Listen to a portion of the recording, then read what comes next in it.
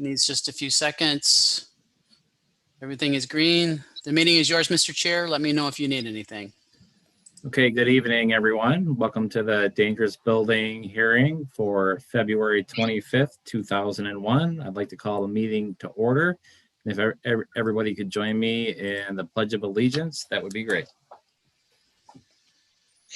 I pledge allegiance to the flag of the United States of America, and to the republic which it stands, one nation, under God, indivisible, with liberty and justice for all.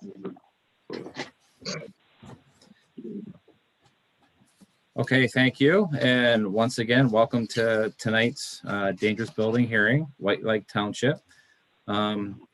These hearings are called from time to time for particular properties that the township has been working with, trying to achieve compliance with the International Property Maintenance Code, but for various reasons, sometimes compliance is not achieved, and it makes these hearings necessary.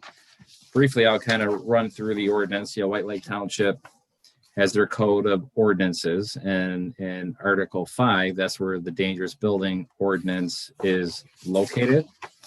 So that is in Chapter 8, Buildings and Buildings Regulations. Article 2 adopts the state construction code that gives the township the authority to enforce the state construction code. It designates the building department as the enforcing agency for the building code. Article 4 adopts the property maintenance code, and that's the 2018 edition of the International Property Maintenance Code.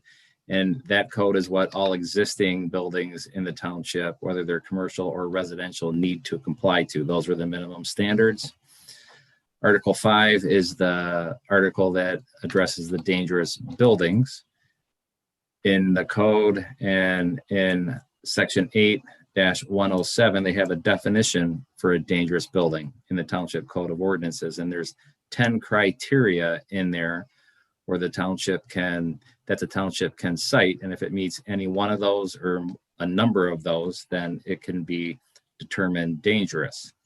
And the building official does inspections out there. They have the checklist of the 10 conditions, and they cite those, and again, trying to get compliance. But when they do not, then we have this hearing to determine whether or not they are correct in their determination that it is, in fact, a dangerous building. So we're going to have these hearings tonight. We have 2 on the agenda. We have 9910 Highland Road, which will be first, and then we have 11143 Windhurst Drive. The procedure of the hearing is I'll open the hearing for each appeal, and then I'll take testimony from the building official, and then I'll take testimony from the owner and the owner's representatives. We'll have public comment, and then I will close the hearing for that appeal. After that, and the hearings are closed, I'll make a determination, and then within 5 days, and forward that on to the building department. So with that, I would like to open the hearing for the first appeal at 9910 Highland Road. And start with testimony from the building official. Sure. 9910 Highland, as you're aware, has been to dangerous buildings before. 9910 Highland had a fire back in, I believe it was September of 2016. There was a major amount of structural damage to the residents, and since then, little to no work has been completed on the structure. At the past meeting, it was your finding was to there was basically a checklist put together of items that needed to be taken care of, and those were not taken care of in the time frame that was set forth. A building permit was issued, but was rescinded after more than 6 months of no work being completed on the property. The house has sat open to the elements for even greater amount of time. The roof was covered, but was not covered very well, and more rain, water, snow has gotten into the structure, creating more damage. So with those, that's the reason we're here today. All right. Yeah, I do remember, we had the hearing on it. I'm trying to remember the exact date. I think that was in 2019. I believe it was June of 2019. To look back. I believe that's the date. My file kind of got mixed up here. Yeah, I have my findings from that.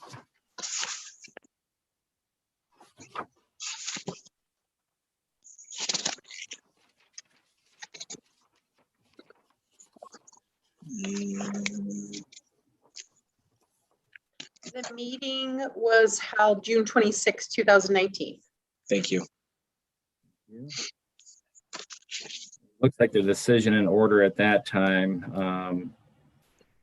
There was a couple of things. First, hire an engineer, an architect, or home designer, meet with the building official on site by August 15th to determine the necessary construction documents required to receive a building permit to repair the house, submit all necessary construction documents with an application for building permit to the building department by September 15th of 2019, and construction to begin no later than October 15th, 2019. So we did give quite a bit of time at that for the owner to start. And Nick, if I heard you right, they did get a permit. So it looks like they did do that, but they didn't really act on it. Very little work was done. Correct.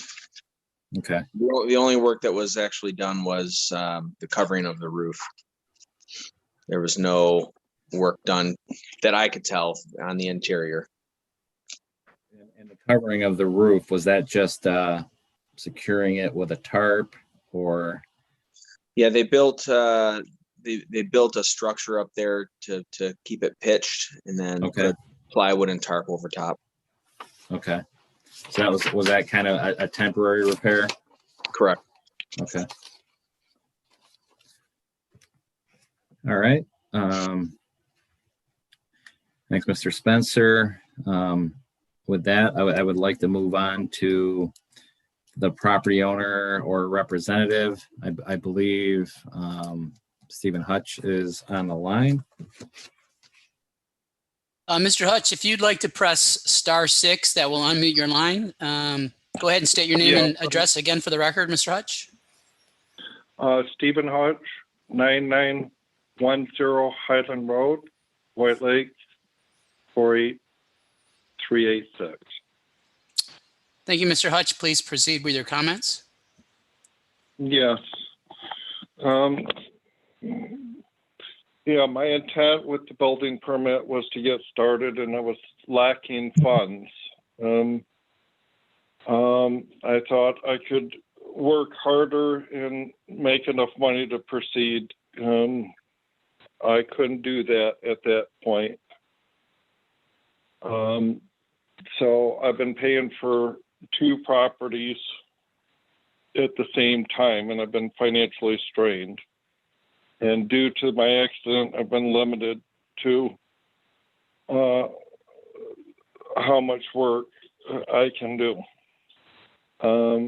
Now I secured some funds to get to first draw with the release of the funds with Chase Bank. Now,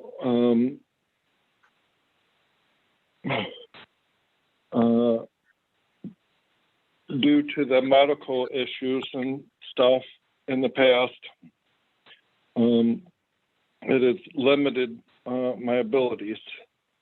But now I'm secured with finance to proceed forward and finish, start to finish the project.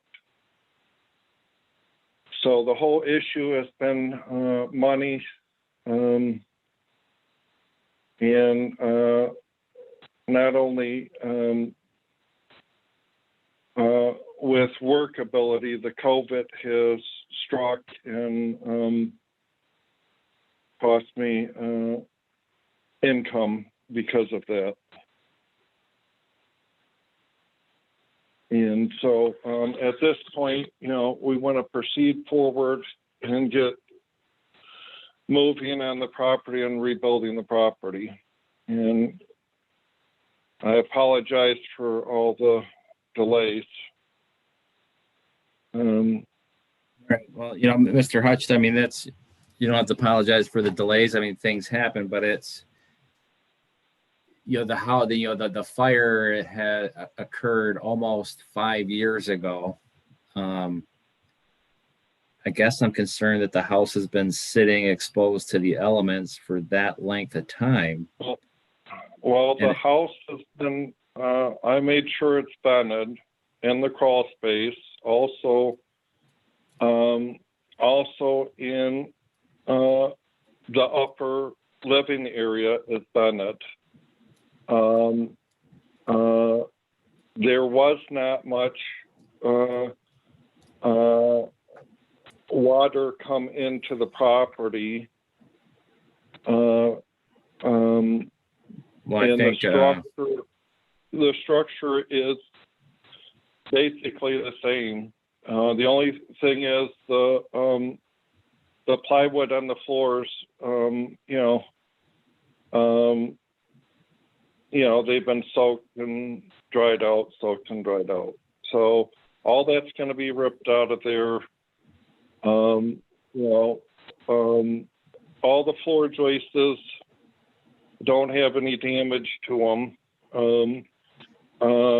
But we're still planning on having the structural engineer come in and inspect those floor joists and your approval of proceeding forward. The whole roof is going to come off. There's structural brick and exterior brick.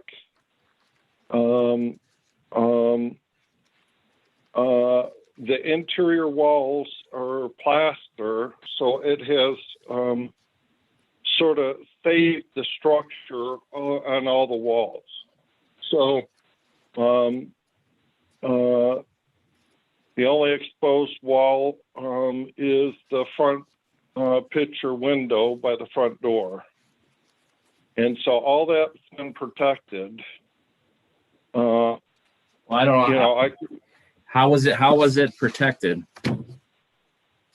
I mean, because it seems like, the house has been tarped a few times, and I do drive up and down 59, and so I do look in there as I'm going by, and I think there's been a series of 3 tarps on there in the last 5 years, and they all deteriorated and have kind of fallen off. So when you say the house has been protected, well, the structure is solid. I mean, it's got it's got a base structure of the walls are super thick, and the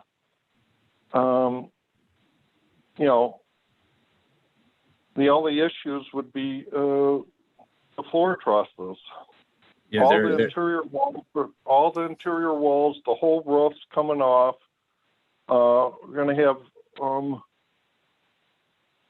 Mr. Hutch, you went, when we had the hearing in 2019, you had Lopez Engineering go out there and they did an inspection. Quite a bit had to be replaced.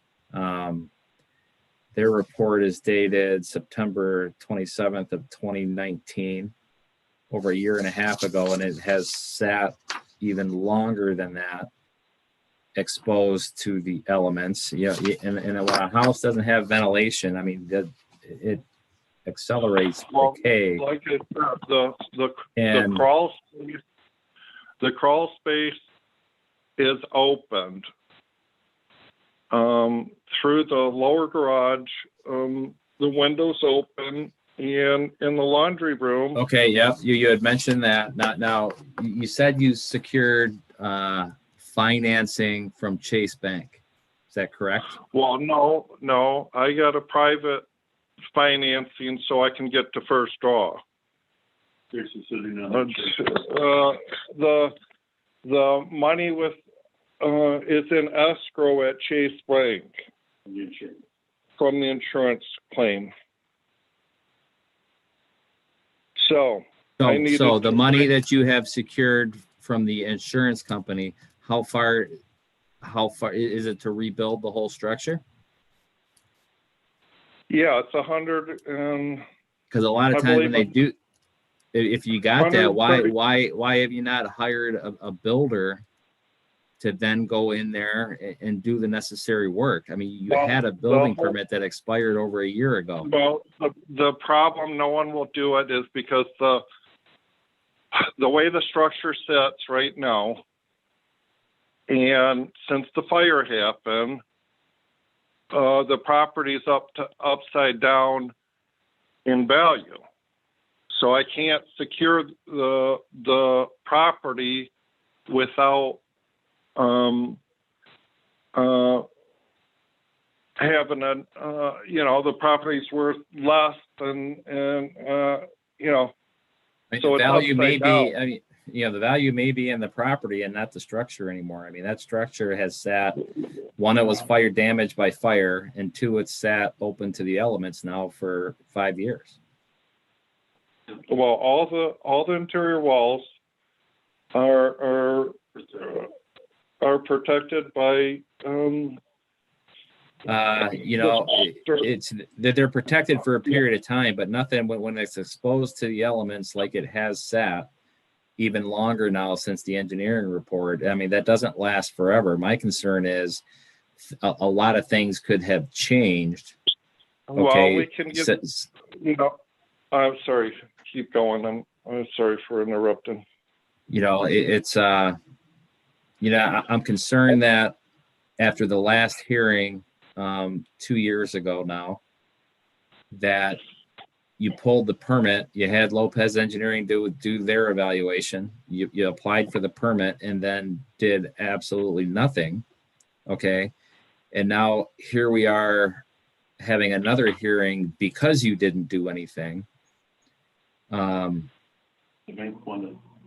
just concerned that you're buying time. I mean, the bank wanted a lot of the work done before they're going to release the funds to me. So that's the problem with Chase Bank. A lot of other banks, you can put it in escrow and take draws as you proceed through a title company overseeing it. Yeah,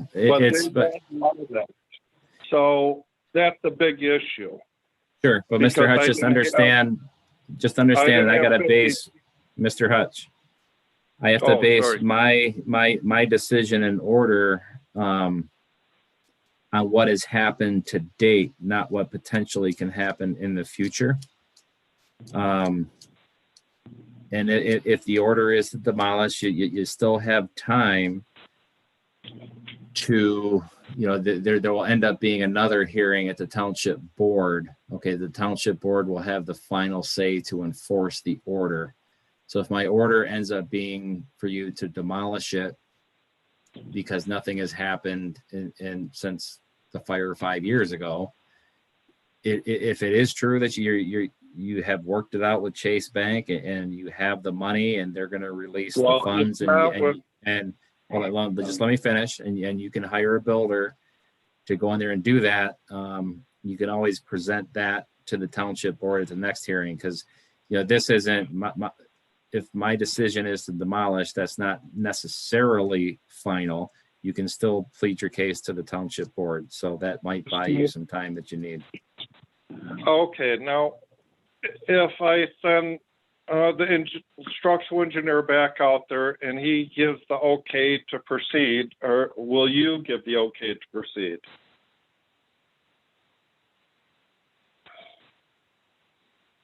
That might be up to the township board by that time. I'm going to have to make a decision based on the testimony here tonight and then the history of this case. This is the second hearing the township has had to have on this property. Yeah.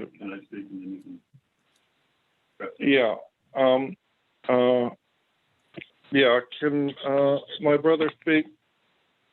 Yes. Just state your name for the record, please. Yeah, Michael Huchinovich, CHOCIANOWICZ. My brother and I have the same mom and dad. He just legally shortened his name. Anyways, I'm his brother, and I reside in Waterford Township at 4061 Waterford Road in Waterford Township. And I didn't catch your name, sir. You've been doing a lot of talking. Johnson. Johnson, Mr. Johnson? Okay. Yes. This time last year, I was in the process of getting the money that Steve needed to proceed forward, and then the pandemic hit in March. We expected to be fully ready in May. Now, your concerns about damage to the property, you had requested that a temporary structure be put up and it was tarped, and that lasted through the winter and first part of spring, but I think winds, messed up with the tarp at some point. But there is sheets of plywood. I've been inside the structure several times, and what I wanted to also share was Steve, with his medical condition from the accident, he has been challenged with pain and headache. For the past year, I've been taking care of our dad, who is 88, turning 89. And it required 24/7 care, so I couldn't assist Steve. But our father died just after Christmas, and we buried him first part of January. I am now available time-wise to assist my brother in getting the project moving forward. I did secure the financing, the money that's needed to spend towards vendors and materials so that we can access the draw money from Chase Bank. Steve's problem has been, he got hit with auto accident in 2011 where two kids ran a stop sign. He T-bowed them, that caused him to lose half of his general income. So the problem with securing a builder is they need a construction loan in place. And there really wasn't a way for Steve to prove that he had enough income from his business to proceed forward. He's always been a hard worker, working 15-hour days and using his sweat and brow to get ahead. And that's all he's known. We both, when the fire took place a week later, he had a second accident and I was in the car with him. We got hit from behind at a bus stop while we were waiting for kids to get off the bus. A lady hit us from behind at probably 45 miles an hour. So we've had some setbacks and there's been some hardship that is part of the explanation is why things weren't able to move forward. Doctor visits, attorney, et cetera. I don't want to cut you off, but we are a little bit pressed for time. We have two cases on the agenda tonight. We have to stop at 6:30. I appreciate all those comments, and I had heard a lot of them at the the hearing a couple of years ago. Well, I'm now involved, and he has the money. I showed you proof of that. I haven't. I've heard that. I haven't seen the proof of that. I sent. Are you the gentleman that's the building inspector at the township? That would be, a township. I am not. I'm the dangerous building hearing officer for the township. I am not the inspector.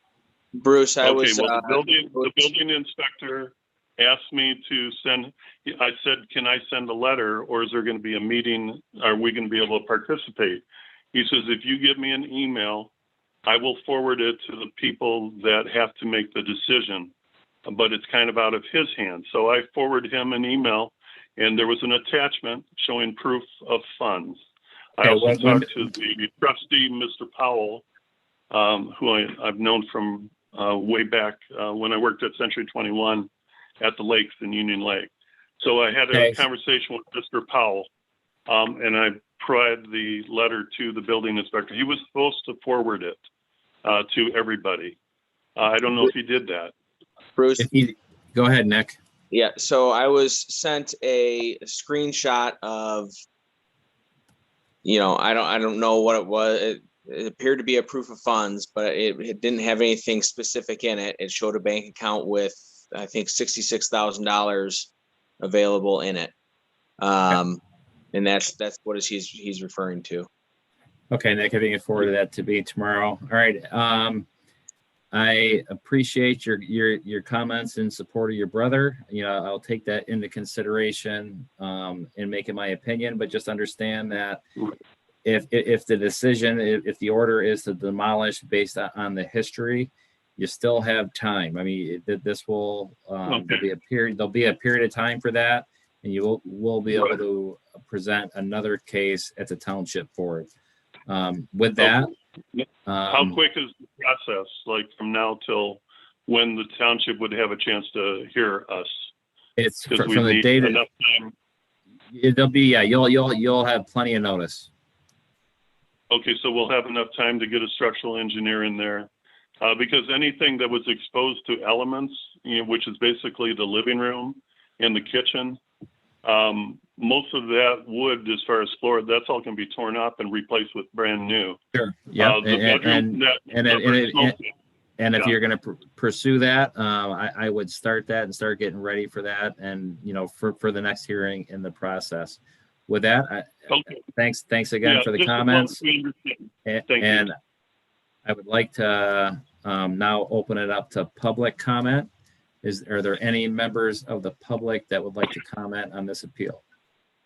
Yeah, so anyone that would like to speak on this topic, please press *9 on your keypad. Again, please press. I do see one hand raised. Yes, that was raised earlier. I want to make sure that's clearly communicated to the others. Thank you. All right, caller with the last 4 digits of 3912. Please press *6 on your keypad and state your name and address for the record. Go ahead, caller. Yes, this is John Munger. I'm an attorney representing the Slaviak family in regard to the next hearing. I apologize. I was trying to log in by Zoom and I just pressed *9 because the information I was provided didn't include the password. Okay, no problem. We're going to go ahead and remute you, caller, and lower your hand. Anyone else in the meeting that is a caller that would like to speak, please press *9 on your keypad. And we'll give it just a moment here, Mr. Chair, because there is about a 20-second delay with the YouTube live feed. Okay, we do have another caller here. Caller with the last 4 digits of 9333. Please press *6 on your keypad and state your name and address for the record. Go ahead, caller. I just wanted to welcome Attorney John Munger and thank the township for the meeting and hearing. And that's all. Thank you. My name is Trina Slaviak. And my sister is also in attendance as well. Thank you. Okay, thank you, caller. And one last call here. If anyone would like to speak, again, please press *9 on your keypad. Again, speak on this topic, I should say. *9. Mr. Chair, it appears there are no other hands raised at this time. Okay, thank you. With that, I would like to close the hearing for 9910 Highland Road.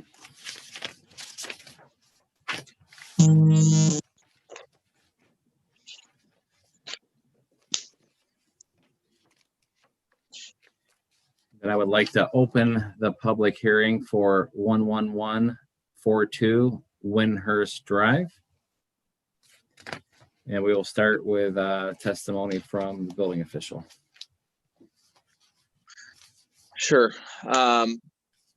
So 11142 Windhurst Drive. This structure has been sitting vacant for several years. We don't actually have a date as to how long it's been sitting vacant. But I'm going to venture to say it's over 10 years.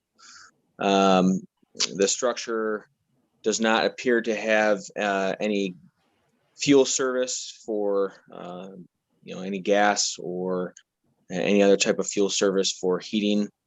The electrical service on the structure is deteriorating, and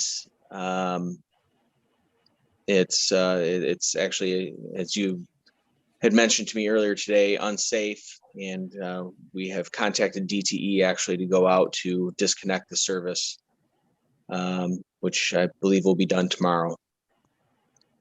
The structure has a very poor roof structure. It has been covered recently with some type of rolled roofing. There has not been any permits on this property to do the work that was done, and it appears that the rafter or truss structure is failing as well. Also, there's several broken windows on the property. The door at the rear of the property has a large opening at the top. The front egress is blocked, and the interior of the structure is in great disarray. It appears that the interior also has some stanchions or studs holding up some part of that structure. It's hard to tell from the windows.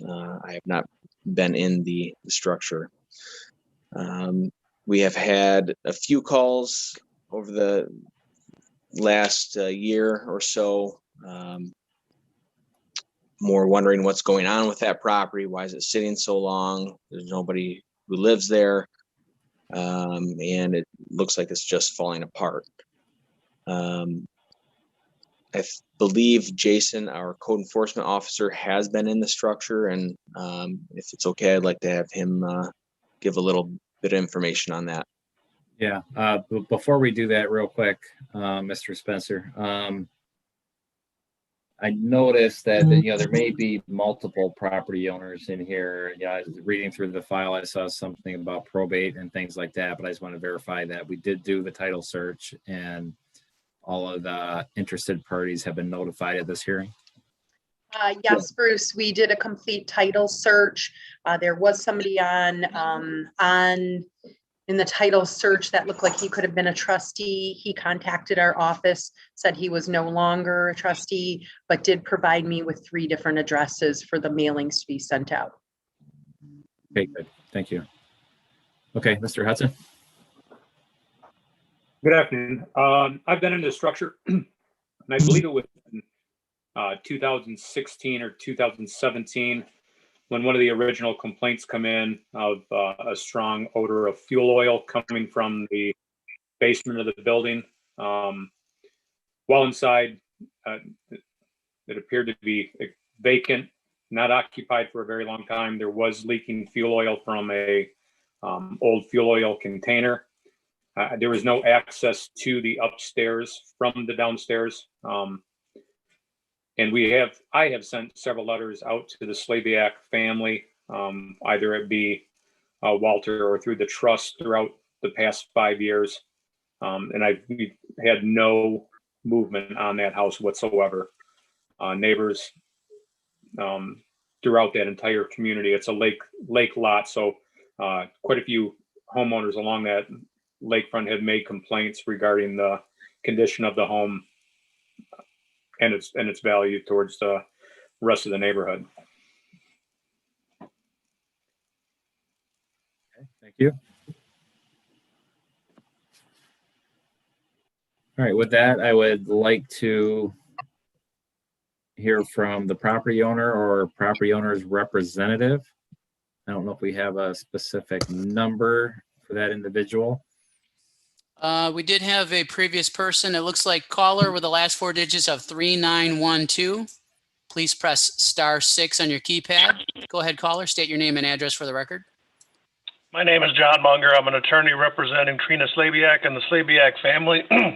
My office is 4545 Clausen Tank Drive in Clarkston. My firm is Munger and Associates. Thank you, caller. Please proceed with your comments. I think part of the difficulty with this structure is that it was owned by Walter Slabiak, who is deceased and has been for quite some time. Another attorney at my firm assisted the Slabiak family in opening an estate to probate this asset and get it transferred out to the family so that they could repair it or sell it or do whatever they were going to do. For a variety of reasons, no progress was made with the probating of the estate, and the estate was administratively closed. We were recently contacted because the family just became aware that this problem was occurring. The notices that were being mailed out, and I'm not disputing that they were mailed, but they were going to an address that's occupied by one of the family members who was not letting the rest of them know. So they only recently became aware, I think, when the notice for this meeting was sent out. They do have a desire to get the estate reopened, and they've retained my firm to do that. And the goal is to get some estimates done for the repair work here over the next few weeks and to get that process proceeding.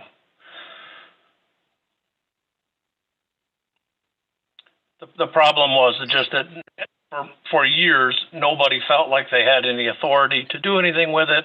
Like I said, they weren't getting the notices about the violations from the township. So I think it just sat there out of sight, out of mind for a period of time. Now they're aware of it. They intend to take care of it. And they would have just asked for some limited period of time to address that. Bruce, Mr. Munger. Oh, Bruce, just so you know, those addresses, the letters went to the tax address on file. Yes, they may have. Just the rest of the family was not advised about the problems with the dangerous structure issue.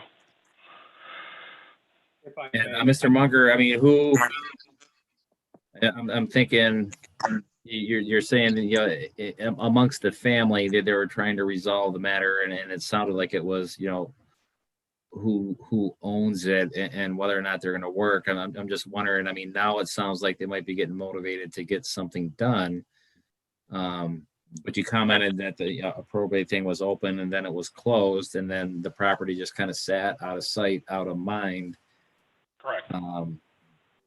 They have now my firm to reopen the estate, transfer the estate out of the decedent's name to the beneficiaries' names, and to get it taken care of. This is what I do for a living, so how much time do you think that? No, and I can tell. How much time do you think that takes? I don't think it's going to take long. I talked to a contractor today who lives in White Lake. He'd be able to go over there in the next few days and give him a rough idea of what the cost is going to be, and then they can make some decisions about whether or not they have the finances to get repairs done in full, just enough to sell it, or to just let it be demolished. Within a few weeks, they'd be in a position.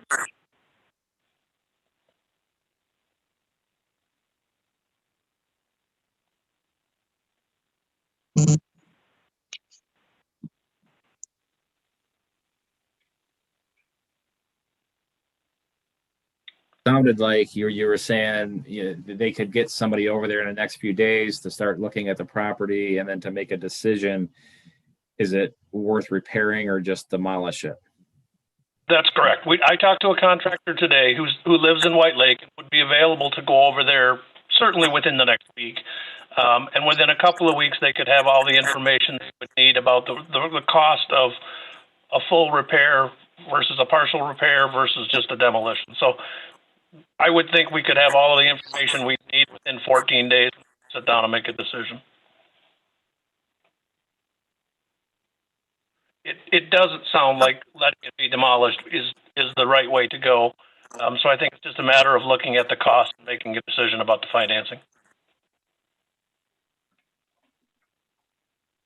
Yeah, I mean, either way, I think it would be less cost for the owners to do the work themselves rather than have the township do it and start adding the cost of their time and fees and causing it to be demolished.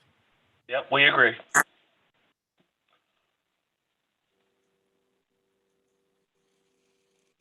All right. So is there, I mean, you're probably listening to the last appeal. Yeah, I have 5 days to make my order and decision and forward it on to the building department. And then they will then forward it on accordingly. You mentioned some of the family members were not getting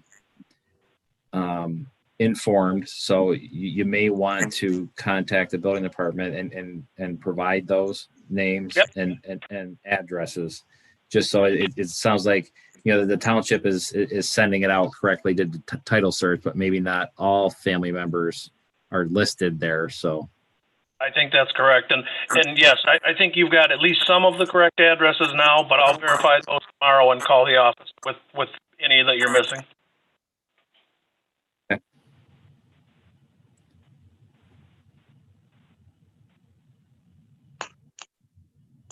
I know the building official had mentioned it's been vacant for over 10 years. I would agree with that. I mean, maybe even longer ago based on my inspection out there last Saturday. You have any idea how long it's been vacant? Off the top of my head, I don't know, other than I know that we opened the estate a number of years ago, and then it just didn't get closed. So we were just recently contacted to reopen it and complete the administration of the estate. Okay. Well, it sounds like that's on a good course. Unfortunately, sometimes it takes these hearings to get things moving. Yep, understood.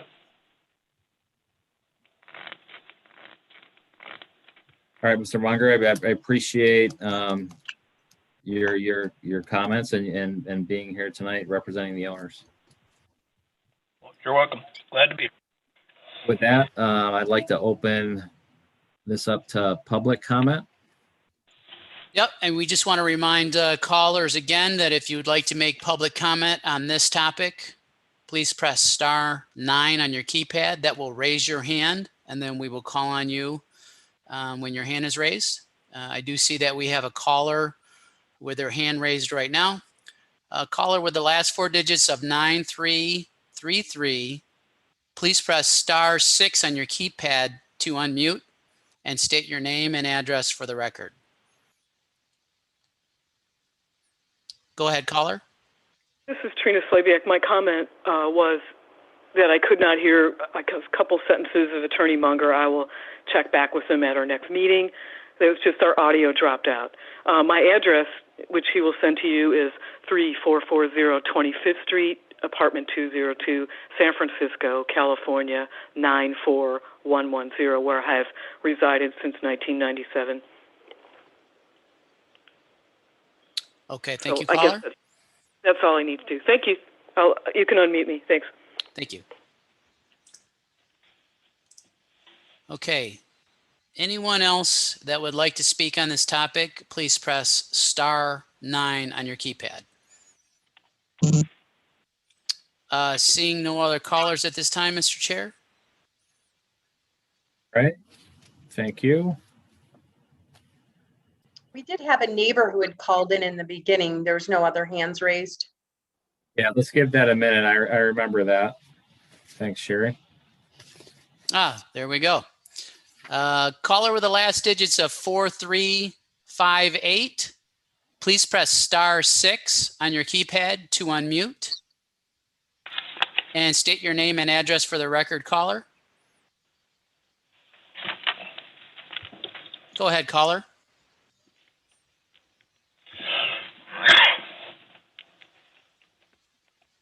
Caller 4358, please state your name and address for the record.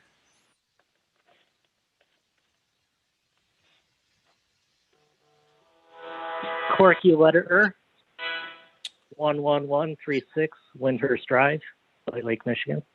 Go ahead with your, did you get that okay? I'm sorry, caller. Did you get that okay, Sherry?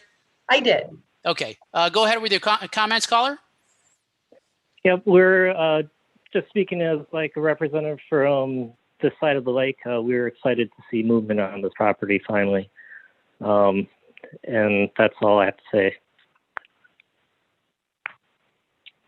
Thank you for your comment. Okay. Any other callers at this time? Okay. Seeing none?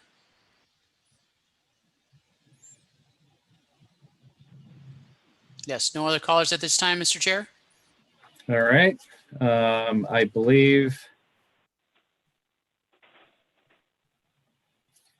that concludes this appeal. So I'd like to close the public hearing for 11142 Windhurst Drive.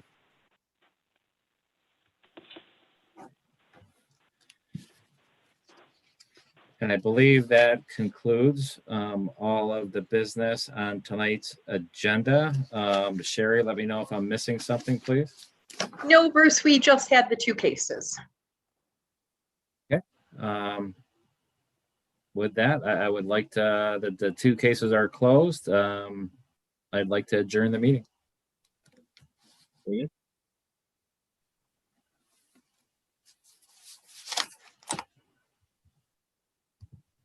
Thanks, Bruce.